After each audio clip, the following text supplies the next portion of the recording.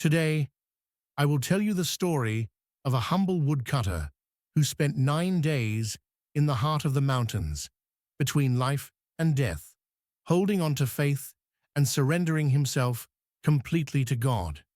Sometimes, what freezes a man is not the cold of the mountain, but the weight of God's plan. For sometimes, the Lord sends us into the storm, not to destroy us, but to remind us that even there, He walks beside us.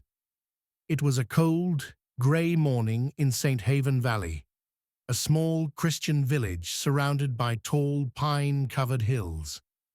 The wind howled like the breath of heaven, and snow began to fall gently from the sky.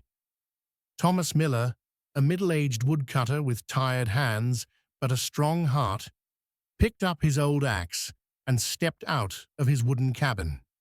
Inside, his wife Mary and their 2 children, Anna and Michael, sat by the fire, praying he'd return before nightfall. Thomas whispered a prayer before leaving. "Lord, guide my steps through this cold wilderness. Give me strength to provide for my family, and let your mercy be my shelter." Hours passed. The snow thickened, and the forest grew silent. As the daylight faded, Thomas realized he had lost his way. The wind had covered every footprint behind him. He tried to stay calm, but the forest felt endless. He knelt in the snow and whispered, "Father, please, don't let me die out here. If my time has come, then guard my wife and children with your angels." The snowstorm grew violent. He took shelter under a large pine tree, his hands shaking, his body numb. He closed his eyes, and in that deep silence, he felt something warm in his chest, a whisper carried by the wind. "You are not alone." For 3 days, Thomas wandered, hungry, weak, and lost. He drank melted snow, prayed under the open sky, and built small fires to survive the freezing nights. Every morning he prayed, "Deliver me, Lord, but if this is your will, give me the strength to endure it." On the 5th day, he found a small cave near the riverbed. Inside, he lit a small fire with trembling hands. From his coat pocket, he took out a tiny wooden cross, a gift from Mary on their wedding day. He held it close and whispered, "Lord Jesus, be my light. Guide me through this darkness." He fell asleep. When he awoke, the storm had passed, but his strength was fading. He could barely stand. His lips were dry, his body weak, but his faith unbroken. On the 9th morning, while walking through the silent snow, Thomas heard a faint sound, a bell. Somewhere in the distance, a chapel was calling people to morning prayer. His heart leapt. He whispered, "You're leading me, Lord. I know it."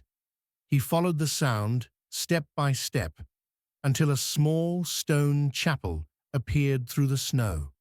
Its cross glimmered faintly in the pale sunlight. He reached the wooden doors, touched them gently, and whispered one last prayer. "Into your hands, Lord." Then he collapsed. Villagers found him moments later. They carried him inside, laid him near the altar, and covered him with blankets. Hours passed before he opened his eyes.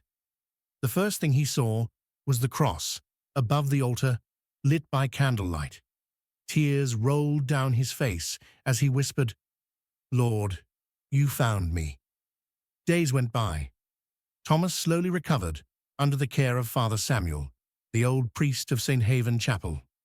Each night, Father Samuel sat by his bed, praying with him in silence. One evening, the priest said softly, "Thomas, sometimes God sends us into the darkest forests so that we may finally understand the power of His light." Thomas smiled weakly and replied, "In that darkness, Father, I held His hand." A week later, Thomas returned home. When Mary saw him standing in the doorway, she dropped everything and ran to him. God has given you back to us, she cried, and they held each other, weeping with joy. From that day on, Thomas never complained again. Every morning, he stepped outside, looked toward the mountains, and raised his hands to heaven. "Everything happened according to your will, Lord," he would say, "and your will is always perfect." Because the man who thought he was lost in the mountains had truly found his way in the heart of God.